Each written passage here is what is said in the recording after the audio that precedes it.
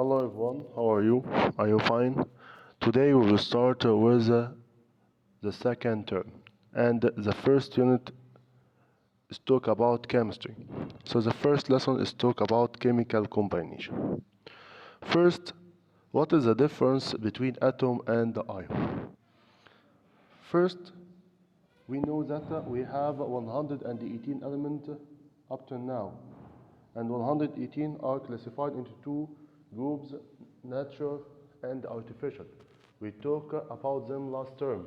We have 92 in nature, and the other, which are 26, are artificially.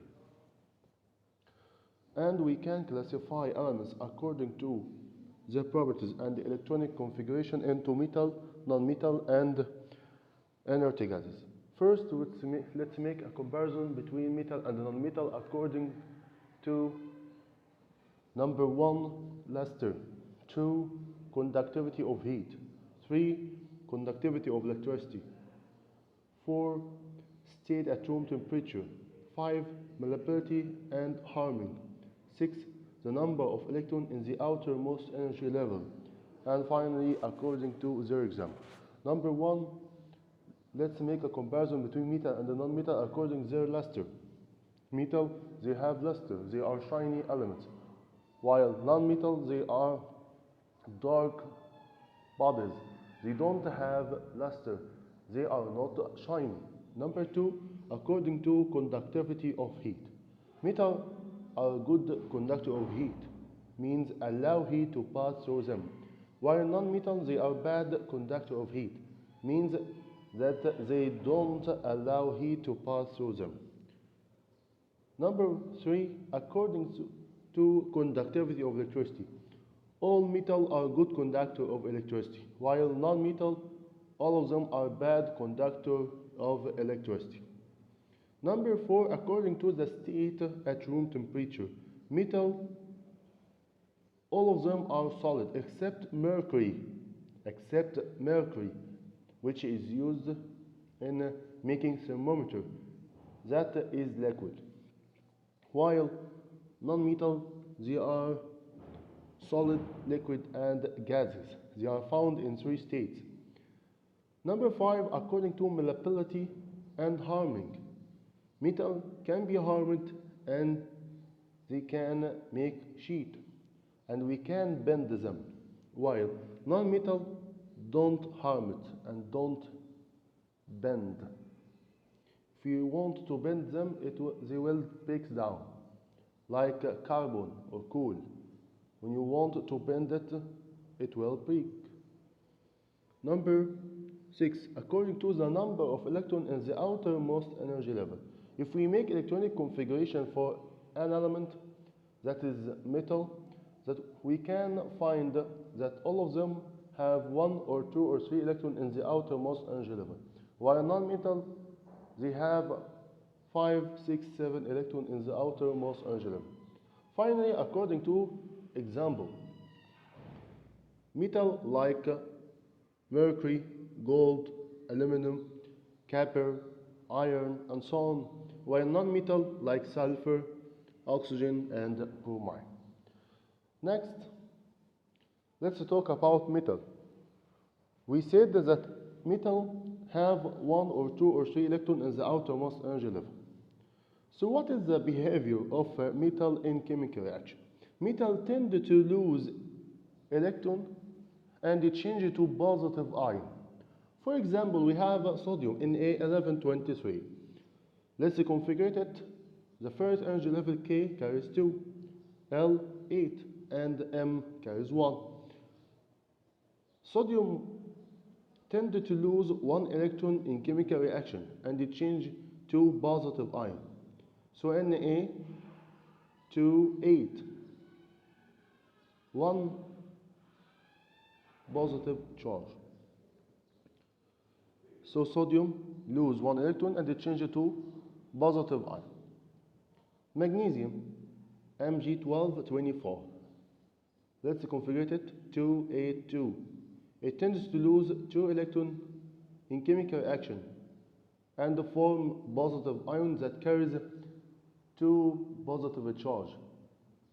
So the ion of magnesium Mg positive 2. Aluminum atom. Aluminum 1327. Let's configure it 283. So it is a metal. Tend to lose electron. It tend to lose what electron? 3 electron. And it change it to positive ion that carries 3 positive charge. While non-metal at the opposite. Non-metal tend to gain electrons and it change to negative ion. For example, chlorine 1735. Let's configure chlorine 287. So it has 7 electrons in the outermost energy level. It is a non-metal. It wants to gain 1 electron to have 8 electrons in the outermost energy level. So it gains 1 electron and it changes to negative ion that carries 1 negative charge. Second, oxygen, O816. Let's configure it to 6. It has 6 electrons in the outermost energy level, so it is a non-metal. It changes to what? It changes to what? Negative ion that carries negative 2. Next, nitrogen 714. Let's configure it to 5. The outermost energy level contains 5 electrons. It tends to gain 3 electrons and it changes to negative ion that carries 3 negative charge. So positive ion, it's an atom lose an electron or more during chemical reaction, while negative ion, it's an atom that gain electron or more during chemical reaction. Finally, noble gases. Noble gases, we talked about them last term. We said that noble gases are completely filled with electrons in the outermost energy level, like helium, neon, argon, krypton, xenon, radon, and they are not interchemical reaction. They don't enter chemical reaction. Why? Because they are completely filled with electrons in the outermost energy level. Finally, we will talk about the bonds that bend different elements in a compound. Compound like what? Compound like water, H2O, consists of different atoms. And we have bonds that bend the molecule of an element, of similar atoms. So now let's talk about that we have 2 bonds. First, ionic bond, second, covalent bond. First, ionic bond, it's a combination between metal atom and a non-metal atom. Again, it is a combination between metal atom and non-metal atom. The metal atom gives the outer shell electron or more to non-metal atom. So a strong electrical attraction force takes place between them, between the positive and the negative ion, forming a compound. For example, if we have sodium chloride, that's called table salt. Sodium Na11, let's configure it to 81. It tends to lose or gain, lose electron. Why? Because it is a metal. So it loses 1 electron and it changes to positive ion that carries 1 positive charge. While chlorine 17287, it has 7 electrons in the outermost energy level, so it is a what? A non-metal that tends to gain or lose, gain 1 electron, and that it changes to negative ion that carries 1 negative charge. So sodium ion and chlorine ion, sodium is positive while chlorine is negative. They are attracted to each other and form ionic bond. Like that, sodium ion plus chlorine ion produce NaCl, sodium chloride molecule. So the bond between sodium and chlorine is called ionic bond. Second, we will talk about covalent bond. It is the bond between two non-metals. Again, between what? Two non-metals. Each atom shares with the number of electrons in the outermost energy level. How?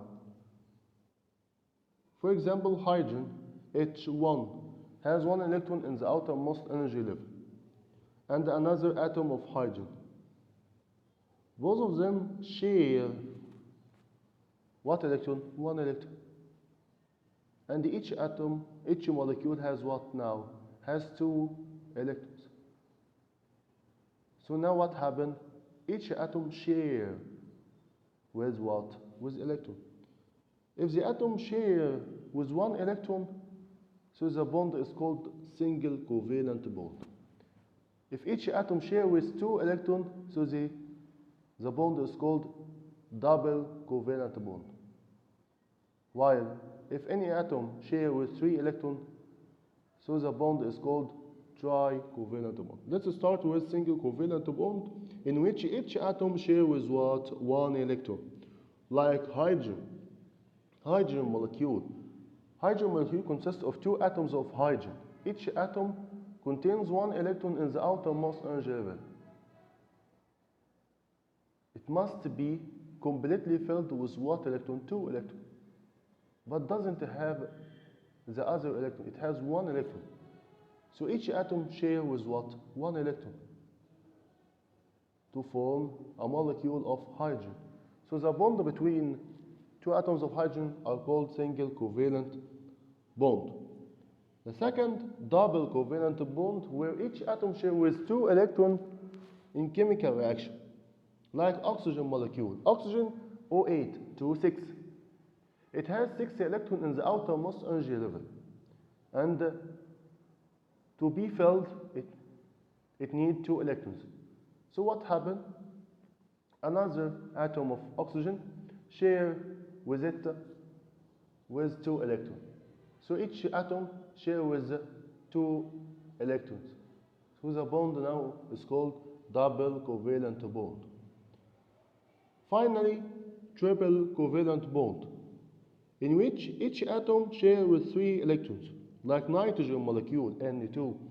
Each atom shares with 3 electrons to be completely filled with electrons in the outermost energy level. Again, so we have single covalent bond like hydrogen molecule, and double covalent bond like oxygen molecule, and triple covalent bond like nitrogen molecule.